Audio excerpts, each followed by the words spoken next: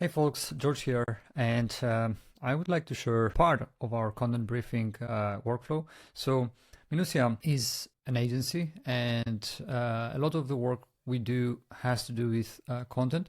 And one of the activities that and tasks that our team, is performing is content briefing, either for content that like we produce or content briefs that we share with our clients so that they can, produce the content. Okay, and so even though that's something that like we've been developing for many years, now with AI and the capabilities that we have, we are experimenting and like developing different workflows that help us not only move faster, but also and most importantly do better work for our clients. And so what I have here is our workflow, which is this one. This particular one lives in Zapier, as you can see. And we have, this is a multi-step workflow. As you can see, we have 12 steps. And I would like to, quickly walk you through the steps and show you what it is that we are doing here. Okay. So first of all, let's say that we have a term that we want to cover, and we have identified that term, validated using Ahrefs, and we know that the term, for example, is best AO agencies, right? And we want to do a piece of content for this particular term. So the next thing that we will do is that we will come to a form that we have built in inside Notion. And the reason why we chose Notion here is because it's our project management software. And so it makes sense that like the starting point for this workflow is Notion, okay? And so we will come here, we will choose the name of the client. In this case, since this is an example, we are choosing Minuttia. Then we are inserting the keyword that we have identified with Ahrefs. And then we need to choose two things that are basically necessary for one of the APIs we are using as part of this workflow to run.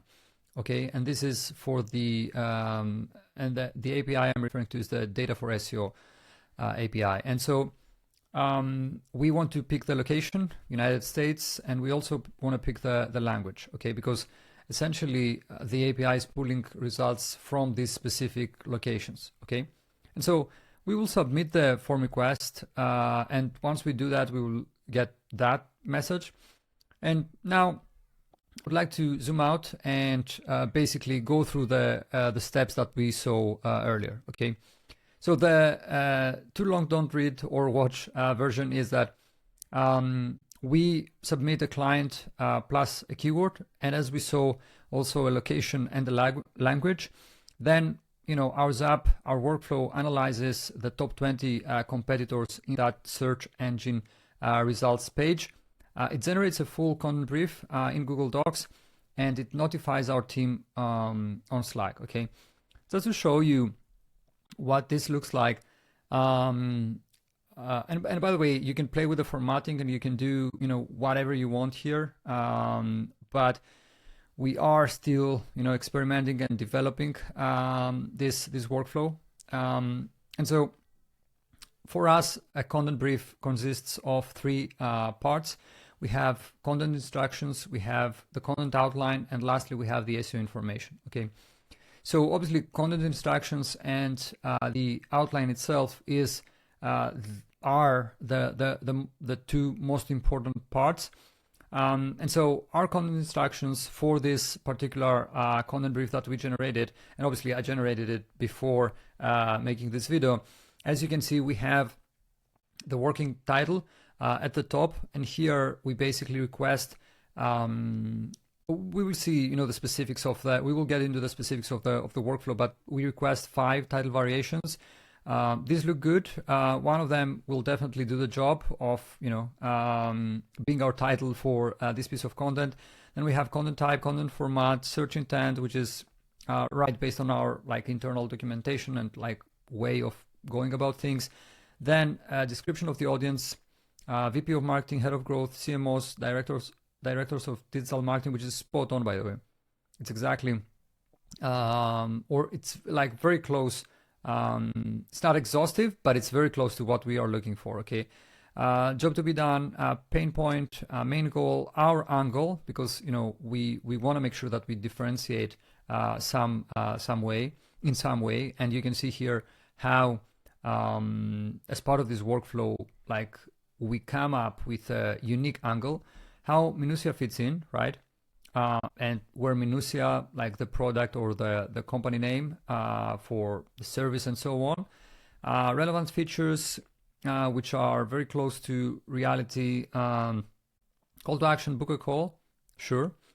Additional insights, which are also very interesting, especially this one on how we evaluated these agencies, right?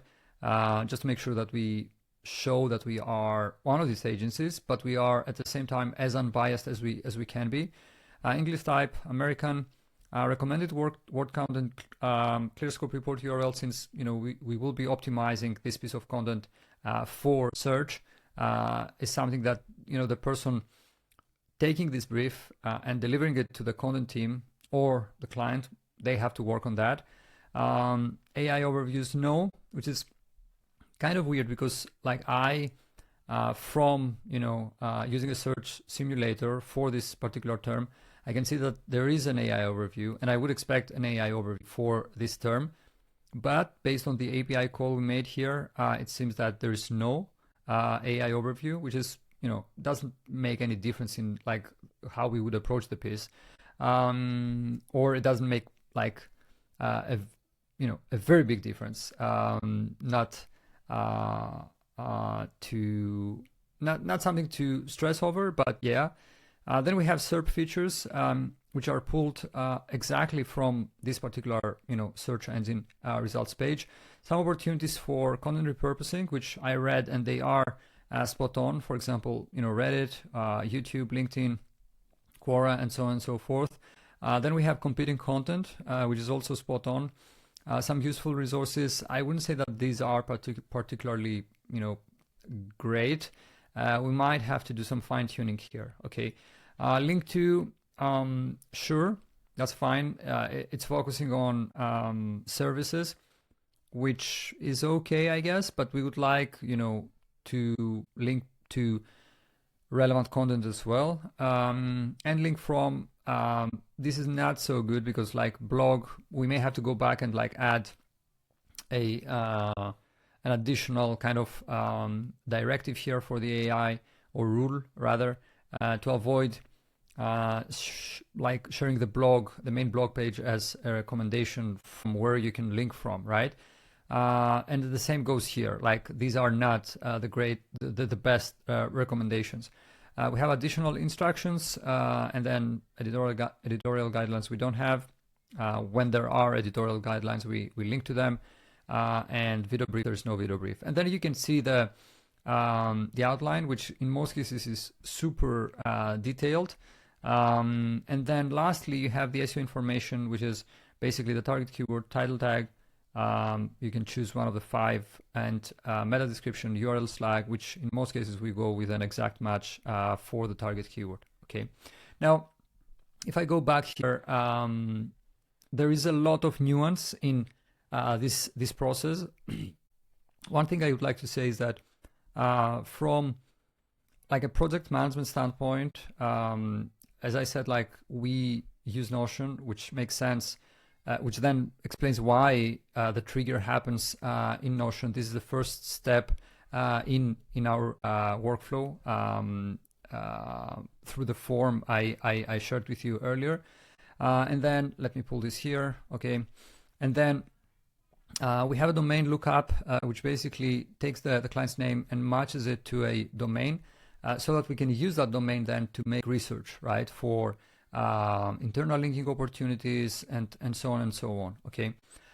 Then we have Google Search, which is basically an API where we use data for SEO to extract Google search results for this particular target keyword. And then, as you can see here, then we basically format those search results so that we can extract basically the competing URLs, which we use in later steps of the workflow. Okay, we create a loop for each of these URLs because we want to extract things like their heading structure, complete heading structure, and we extract their outlines, as you can see here. And this is actually one of the limitations with Zapier, that once you enter a loop, you can't exit the loop unless you set a filter. Okay, and this is I would say pretty annoying because you should be able to exit the loop once you have like an output for as many items you want to like analyze or run through that loop. And let's say you have 20. Okay, once these 20 have run successfully, you should be able to exit the loop, which you can't do with Zapier, which is why you should use a filter to be able to exit the loop, right? Not ideal, because even from a like visualization standpoint, here you can see that you could assume that like we are still in that loop, whereas with that filter or from that filter onwards, we basically exit the loop. Okay, and so we loop through these URLs and we extract their headlines, as I explained, and then we wait until all URLs are processed and continue on the last loop iteration. Okay, and then we have three different AIs. Actually, we used to have ChatGPT in that step, but like we replaced that with Claude, and so we have Claude across steps 8 to 10. And so we have three different AIs here, and what they do, the first one creates the content outline based on URLs that has extracted from the previous competing URLs, essentially that it has extracted from the previous steps. It builds the outline, and this outline is used to create the content instructions section, which we saw. And lastly, after all this has been done successfully, we can come here and basically come up with the SEO information, which is really mundane in the context of all this process. Obviously, for each of these three steps, especially step 8 and 9, we have very robust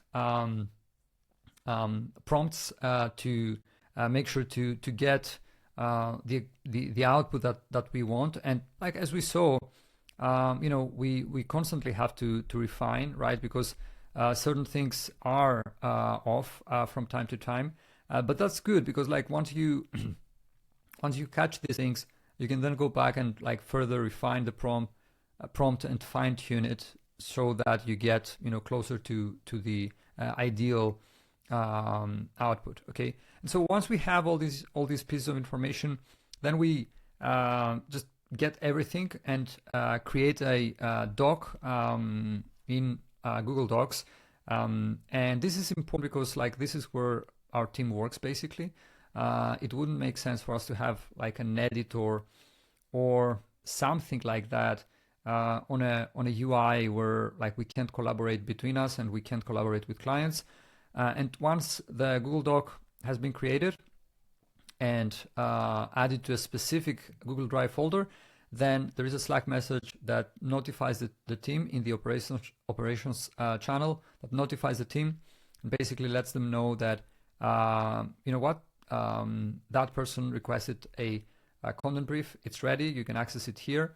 Move it to the client folder, private client folder that you need to move it to, and from there work on it, finalize it, because don't assume that this is like enough to basically this is a shareable deliverable.